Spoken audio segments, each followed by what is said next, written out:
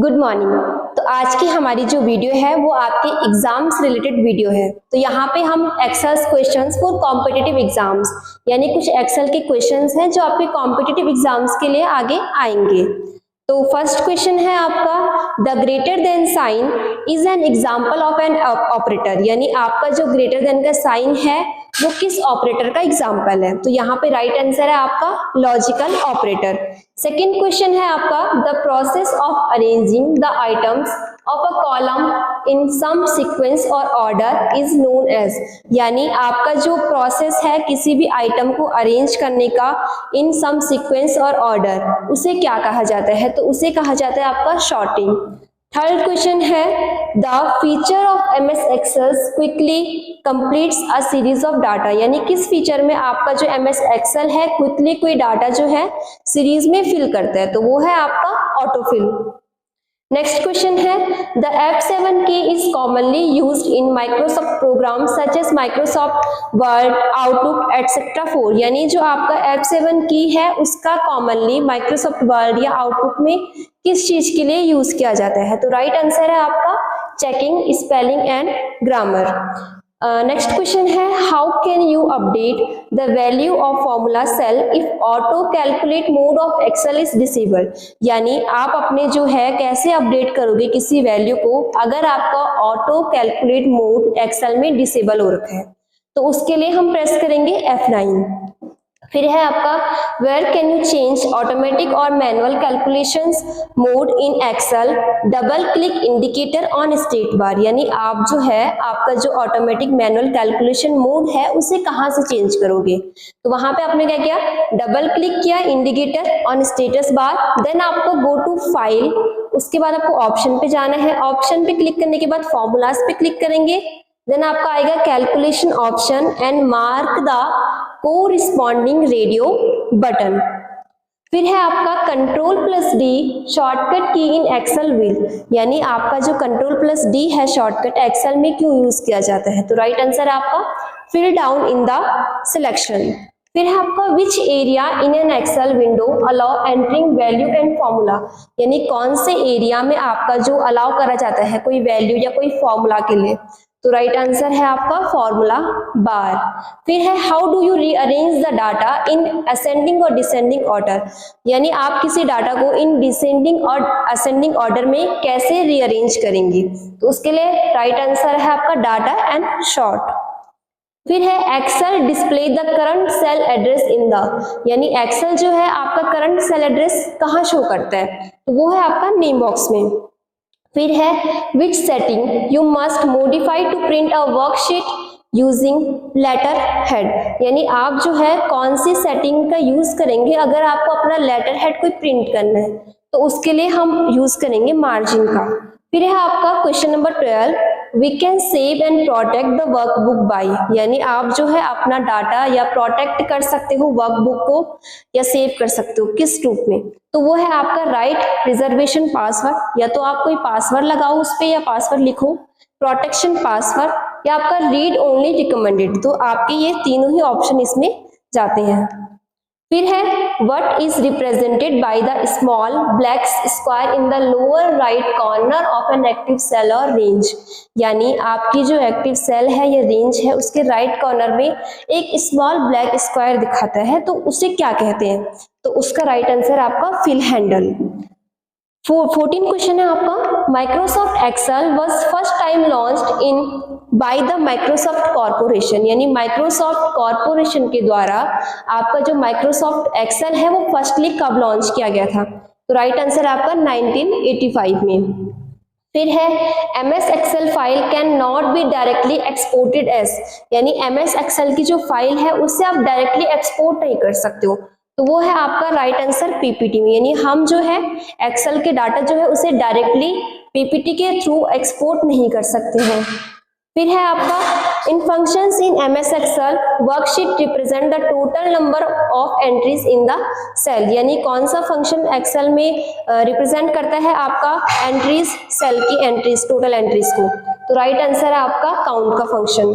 फिर है, in MS Excel workbook can be closed using keyboard shortcut key, यानी Excel में आपकी जो ओपन वर्कशीट है उसको आप कौन सी शॉर्टकट की से क्लोज करेंगी?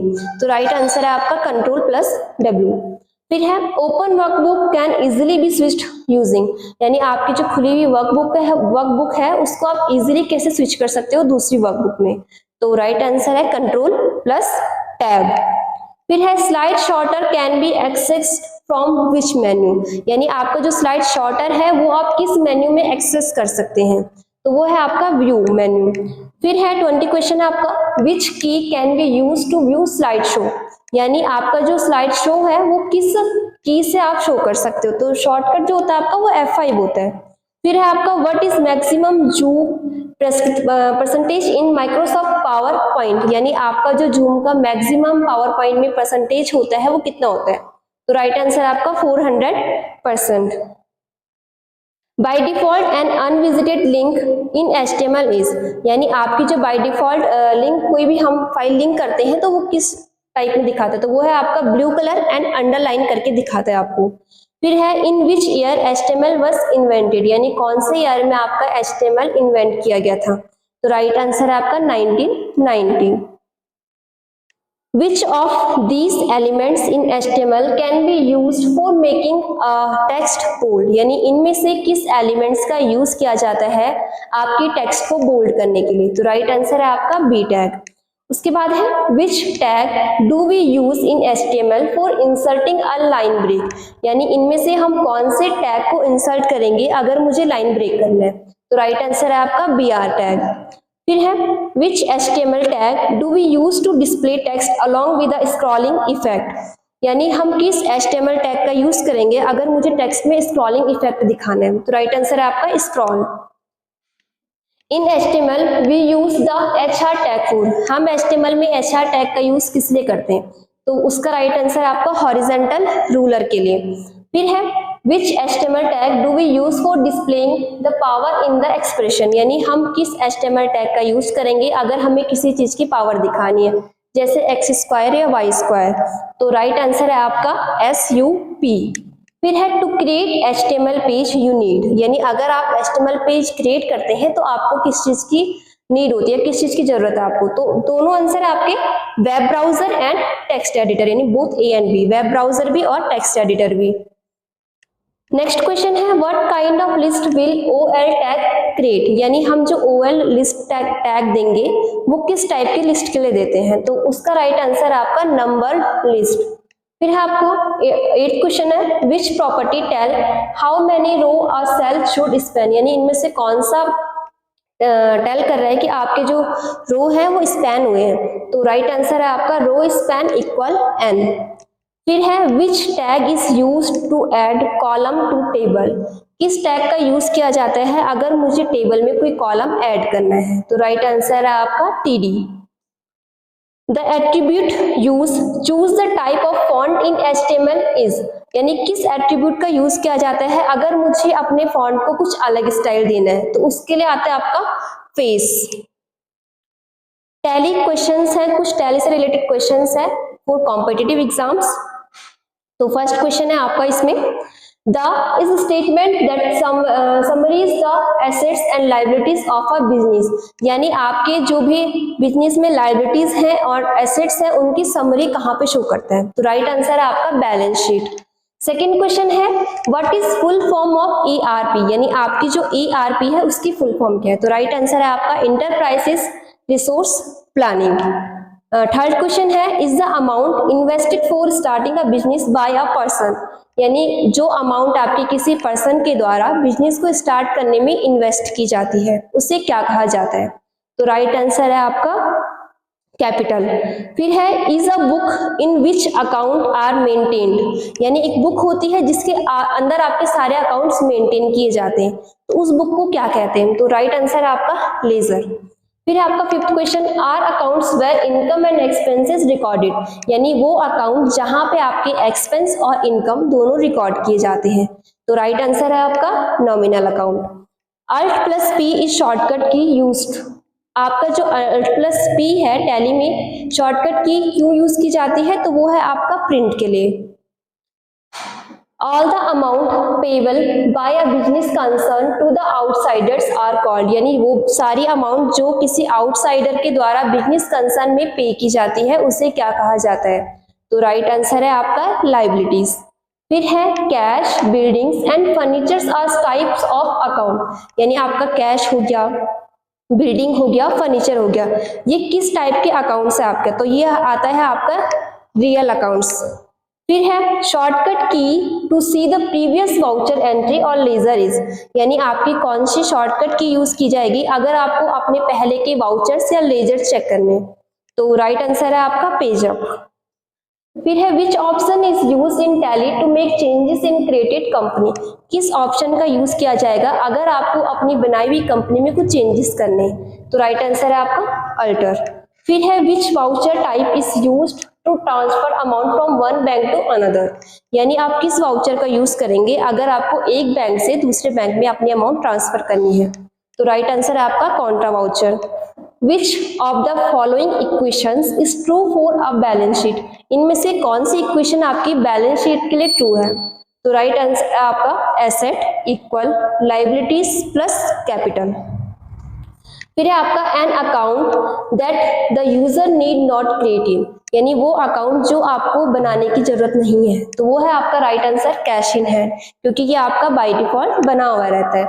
फिर है आपका the voucher type for recording goods received, यानी कौन से वाउचर टाइप में आपका जो सामान है वो रिसीव किया जाता है? तो वो है आपका रिसीव्ड नोट। फिर आपका 15 क्वेश्चन है drawing accounts is to be created by linked with, यानी जो ड्राइंग अकाउंट है वो किस अकाउंट के अंडर लिंक किया जाता है या किस अकाउंट के अंडर आता है?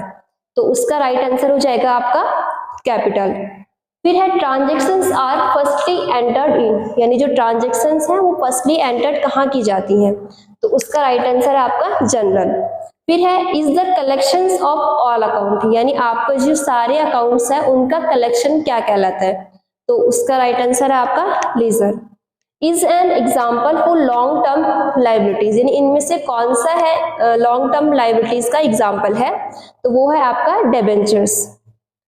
फिर आपका 19 क्वेश्चन है dash is send to the seller when is taken back the sold goods, यानी अगर आपने किसी को सामान बेचा है और वो आपको आपका सामान रिटर्न करता है तो आप किस वाउचर का यूज करेंगे? तो राइट आंसर है आपका क्रेडिट नोट। 20 क्वेश्चन है आपका which shortcut key is pressed to go to company info menu from gateway of Tally, यानी अगर आपको गेटवे ऑफ टैली से आपको अपनी कंपनी इन्फो में जाना है तो आप कौन सी शॉर्टकट की का यूज करेंगे? तो राइट आंसर है आपका Alt plus F3। So thank you for watching our video and visit our official website www.cpeceducation.com. Thank you.